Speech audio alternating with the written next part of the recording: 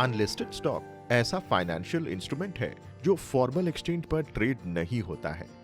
कहानी का मतलब कि ये स्टॉक मार्केट में लिस्टेड नहीं होता है, क्योंकि सामान्य तौर पर ये स्टॉक मार्केट में लिस्ट होने की योग्यताएं पूरी नहीं करता है।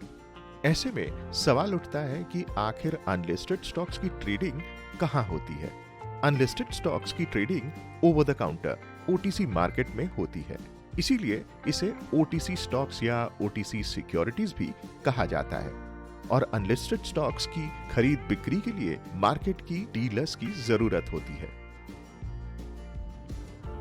सामान्य तौर पर छोटी कंपनीज अनलिस्टेड स्टॉक जारी करती है। अधिकांश मामलों में ऐसी कंपनीज के पास स्टॉक मार्केट में लिस्ट होने की योग्यताएं नहीं होती है। हालांकि कुछ छोटी कंपनीज स्टॉक मार्केट में लिस्ट यानी सूचीबद्ध होने से जुड़े सख्त प्रोसेस को फॉलो कराने से बचाने के लिए भी ऐसा कराती है। वैसे अधिकांश मामलों में छोटी कंपनीज के पास स्टॉक लिस्टिंग के लिए जरूरी मार्केट कैपिटलाइजेशन नहीं होता है। इसके अलावा भी लिस्टिंग के लिए जरूरी फीस देने से भी बचाते हैं। अनलिस्टेड स्टॉक्स मुख्य रूप से स्टार्टअप्स या छोटी कंपनीज की होती है। साफ तौर पर छोटी कंपनीज के बेस या आधार छोटी होती है, इसीलिए ये कंपनीज काफी तेजी से ग्रो करती हैं। इसीलिए ऐसे स्टॉक्स में ग्रोथ की संभावना काफी रहती है। तेज ग्रोथ के अलावा अनलिस्टेड स्टॉक्स में शेयर बाजार की तरह अधिक उतार चढ़ाव भी नहीं होता है। इससे इन्वेस्टर्स को अधिक अनिश्चितता का सामना नहीं करना पड़ता है। अनलिस्टेड स्टॉक्स का वैल्यूएशन अक्सर या तो अधिक होता है या फिर कम।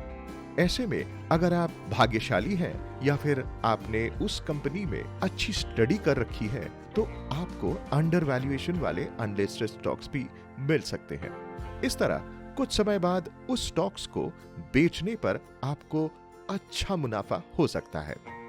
इन सब के अलावा अगर आपको अनलिस्टेड स्टॉक वाली कंपनी के बारे में अच्छी जानकारी नहीं है, लेकिन आपके पास उससे जुड़ी जानकारी देने के लिए कोई अच्छा एडवाइजर है, तो अनलिस्टेड स्टॉक आपके लिए काफी मुनाफा देने वाला साबित हो सकता है। जैसे किसी भी सिक्के के दो पहलू होते हैं, उसी तरह अनलिस्टेड स्टॉक की भी दो साइड्स होती है।